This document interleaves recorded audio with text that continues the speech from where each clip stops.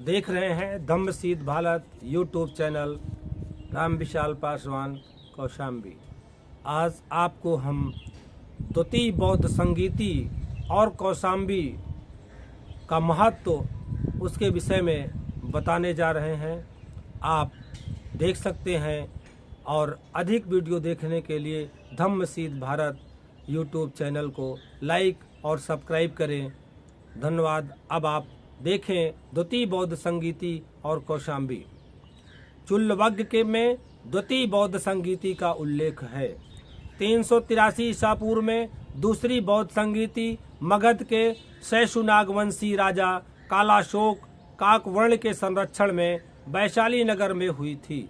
इसकी अध्यक्षता आचार्य रेवत साबा कामिर ने की थी। इसी संगीत के दौरान बौद्ध धर्म में पहला विभाजन हुआ। पूर्वी और पश्चिमी दो अलग अलग गुट बन गए। पूर्वी गुट में मगध एवं वैशाली के भिक्षु शामिल थे, जबकि पश्चिमी गुट में कौशाम्बी एवं अवंती के भिक्षु शामिल थे। मगध के भिक्षुओं के पूर्वी गुट ने 10 नए नियमों को अपना लिया था, जो कौशाम्बी एवं अवंती के भिक्षुओं को अमान्य था। मगध के भिक्षुओं ने जो 10 नए नियम बनाए थे, उनमें से एक ये था कि जहां नमक का अभाव होने की आशंका हो, वहां के भिक्षु सींगों से एक यह था कि जहां अभाव होने की आशंका हो, वहां के भिक्षु सींगों में नमक भरकर ले जा सकते थे। जबकि पश्चिमी गुट के अनुसार गौतम बुद्ध ने श्रावस्ती में कहे गए सुत्त विभंग में सारिपुत्र को ऐसा करने से मना किया था। चुल्लवग्ग के अनुसार उस समय यानी बुद्ध के महत् परिनिर्वाण के 100 वर्ष बीतने पर वैशाली के वज्रपुत्रक भिक्षु 10 वस्तुओं को विविध बताकर उनका प्रचार करते थे। श्रृंगी लवण कल्प, द्रव्य युगल कल्प, ग्रामांतर कल्प, आदशक कल्प, जात रूप रजत कल्प, अमलिप्थ कल्प, जलोगी कल्प आदि। इन 10 बातों के अर्थ अस्पष्ट अस्पष्ट भी हैं और दुर्बोध भी हैं। इन 10 विनय विरुद्ध वस्तुओं में अधिक आध्यात्मिक दृष्टि से अत्यंत गौण प्रतीत होती है, किंतु अन्य धर्मों के इतिहास से भी ये पता चलता है कि धार्मिक विवाद बहुधा ऐसे ही छोटे मोटे मतभेद से उत्पन्न होते रहे हैं। इतिहासकार श्रीमती रिज डेविड्स का कहना है कि वैशाली के भिक्षुओं के इस विवाद में वस्तुतः एक प्रकार से प्रादेशिक आवासों एवं व्यक्तियों की स्वतंत्रता का दावा अंतर्निहित है। बहरहाल इतना तो स्पष्ट है कि स्थविर भिक्षु नियमों के मामले में अधिक कट्टर थे, जबकि वैशाली के वज्रपुत्रक भिक्षु मूलगामी आचार की अपेक्षा संयत और उदार आदर्श को लेकर चलते थे। चुल्लवग्ग के अनुसार आयुष्मान यश ने वैशाली में उपोषद के दिन वज्रपुत्रक भिक्षुओं को उपासकों से संघ के लिए करसापण, अर्ध करसापण, पाद करसापण अथवा मासक मांगते हुए देखा। आयुष्मान यश के विरोध करने पर वैशाली के वज्रपुत्रक भिक्षुओं ने उनका प्रतिवाद करने का निश्चय किया। इस बात से क्षुब्ध होकर यश वैशाली से कौशाम्बी चले गए। वहां से उन्होंने पावा निवासी एवं अवंती दक्षिणापथ के निवासी भिक्षुओं के पास दूत भेजा कि वैशाली में अधर्म हो रहा है, अतः उसका निवारण होना चाहिए। आयुष्मान संभूत शरणवासी जो कि अहोगंग पर्वत पर रह रहे थे, इस विवाद में भाग लेने के लिए तैयार हुए। वहीं अहोगंग पर्वत पर पावा के 6 भिक्षु और अवंत के दक्षिणापथ के 88 भिक्षु भी एकत्र हो गए। सबने सोरेय में निवास करने वाले आयुष्मान रेवत को अपने पक्ष में करने का प्रयास किया। रेवत इस विवाद से बचने के लिए सोरेय से संकास चले गए, फिर संकास से कान्यकुब्ज, कान्यकुब्ज से उदुम्बर, उदुम्बर से अर्गलपुर और वहां से शाहजादी चले गए। लेकिन उनका पीछा करते हुए शाहजादी पहुंचकर भिक्षुओं ने उनसे संपर्क किया। आयुष्मान यश ने आयुष्मान रेवत से वैशाली में प्रचारित 10 वस्तुओं का उल्लेख करके पूछा कि वे विहित हैं या नहीं। रेवत ने उन वस्तुओं का अर्थ जानना चाहा। यश ने उनको विवादास्पद 10 वस्तुओं के अर्थ बताए। रेवत ने उन सब कल्पों को निषिद्ध ठहराया। वे इस बात के लिए सहमत हुए कि वैशाली में उनके प्रचार का विरोध किया जाए। दूसरी ओर ये सुनकर कि यश कांकड़ पुत्र अपने समर्थन के लिए पक्ष संग्रह कर रहे हैं, वैशाली के वज्रपुत्रक भिक्षुओं ने प्रतिपक्ष संग्रह का प्रयत्न किया, वे भी आयुष्मान रेवत को अपनी ओर करने के लिए बहुत से साज सम्मान लेकर उनके पास चले गए। पात्र चीवर, निशीदन, सूचीघर, कायबंधन, परिश्रावण, धर्मकरक आदि नाव से वज्रपुत्र तक भिक्षु शाहजाती चले गए। शाहजाती जो आज का प्रयागराज इलाहाबाद है, शाहजाती नगर यहाँ पर स्थित है। वज्रपुत्रकों के कहने पर भी आयुष्मान रेवत ने उनसे कुछ नहीं ग्रहण किया। रेवत का उत्तर नामक एक 20 वर्षीय भिक्षु सेवक था। वज्रपुत्रकों के बहुत कहने पर उसने एक चीवर ग्रहण कर लिया और संघ के बीच में कहने के लिए तैयार हो गया कि पूर्वी जनपदों में भगवान बुद्ध उत्पन्न होते हैं, इसलिए वहाँ के भिक्षु धम्मवादी हैं और पावा के भिक्षु अधम्मवादी हैं। आयुष्मान उत्तर ने आयुष्मान रेवत से भी ऐसा कहने का अनुरोध किया, किंतु वे इसके लिए तैयार नहीं हुए।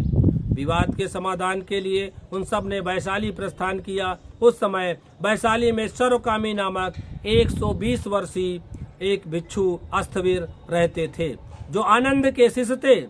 वे भी यश के पक्ष में हो गए। विवाद के निर्णय के लिए संघ के एकत्र होने पर लंबे समय तक बहस होती रही। अंत में विवाद के लिए निर्णय के लिए रेवत ने एक उद्वाहिका के चुनाव के लिए ज्ञप्ति प्रस्तुत की। 4 पूर्वी और 4 पश्चिमी भिक्षु चुने गए। पूर्वी भिक्षुओं में आयुष्मान सर्वकामी, आयुष्मान साड़, आयुष्मान शूद्र शोभित और आयुष्मान वर्षा ग्रमिक एवं पश्चिमी भिक्षुओं में आयुष्मान रेवत, आयुष्मान संभूत शाणवासी, आयुष्मान एस कड़कपुत्र और आयुष्मान सुमन चुने गए। आयुष्मान अजीत आसन प्रज्ञापक नियुक्त हुए एवं बालुकाराम में विवाद के निर्णय के लिए उद्वाहिक की बैठक हुई। आयुष्मान रेवत ने आयुष्मान सर्वकामी से 10 वस्तुओं के विषय में प्रश्न किया एवं उन सबको शास्त्र विरुद्ध घोषित किया। समस्त संघ ने इस निर्णय को अनुमोदित किया। कहा जाता है इस विनय संगीत में 700 भिक्षु उपस्थित थे। दीपवंश और महावंश नामक ग्रंथ के अनुसार विवाद की स्थिति में ये संगीत 8 महीने तक चलती रही। पूर्वी गुट वाले बौद्ध भिक्षु महासांघिक कहलाए। उन्होंने प्राकृत भाषा को अपनाया। महासांघिक मत के प्रवर्तन का श्रेय महाकश्यप को जाता है, जबकि पश्चिमी गुट को अस्थिरवादी कहा गया, जिसकी भाषा पाली थी। दूसरी बौद्ध संगीत के विवरणों से ज्ञात होता है कि उस समय बौद्ध धर्म अवंती से लेकर वैशाली तक और मथुरा से लेकर कौशाम्बी तक फैला हुआ था। भिक्षुओं में पूर्व और पश्चिम के सामान्य भौगोलिक भेद के धम्म विनय संबंधित सैद्धांतिक मतभेद उत्पन्न हो गए थे। पूर्वी भिक्षुओं के 2 केंद्र थे, वैशाली और पाटलिपुत्र। इसी वर्ग में महासांघिकों का प्रारंभिक विकास हुआ। उल्लेखनीय है कि वैशाली वज्जियों का प्रधान नगर था और वज्जियों की स्वतंत्र निष्ठा थी। उनके द्वारा शुरू से ही धम्म विनय के बंधनों के साथ साथ अस्थिवरों के प्रति आदर भाव में शिथिलता का संकेत मिलता है। पश्चिमी भिक्षुओं के 3 केंद्र थे, कौशाम्बी, मथुरा और अवंती। कालांतर में मथुरा एवं उत्तरापथ, विशेषतया कश्मीर और गांधार मूल सर्वास्तिवादी तथा सर्वास्तिवादी संप्रदायों के विकास क्षेत्र सिद्ध हुए। अस्थिरवाद की कौशाम्बी से दक्षिण पश्चिम की ओर यात्रा सिंघल जाके पूरी हुई, जो आज का श्रीलंका देश है। अशोक के समय में बौद्ध धम्म का सुदूर प्रयत्न प्रदेशों में प्रसार आरंभ हुआ। उस समय तक बौद्ध संघ 18 संप्रदायों में बढ़ चुका था। बौद्ध सम्राट अशोक के समय तक बौद्ध संघ जो है 18 संप्रदायों में बढ़ चुका था। सारीपुत्र परिपृच्छा सूत्र के अनुसार निकाय भेद का क्रम निम्नवत है: महासांघिक और अस्थिरवादी। महासांघिक एक व्यवहारिक, लोकोत्तरवादी, बहुश्रुतिक, प्रज्ञप्तिवादी और वासीपुत्री, उसके बाद धर्मोपासक, भद्रयानिक, संपत्ति, खष्टगारिक। अस्थिरवादी सांक्रातिक, सर्वस्तिवादी और महिषासक, धर्मगुप्तक, सुवर्षक।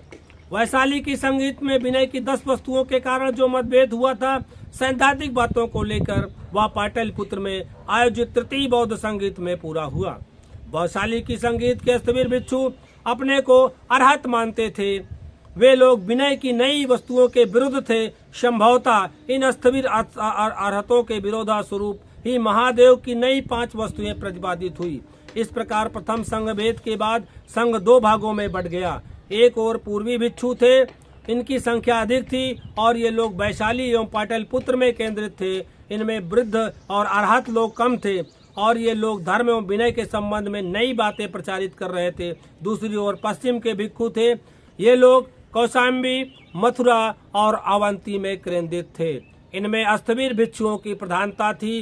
पहले वर्ग को महासांघिक और दूसरे को अस्थविर कहा गया।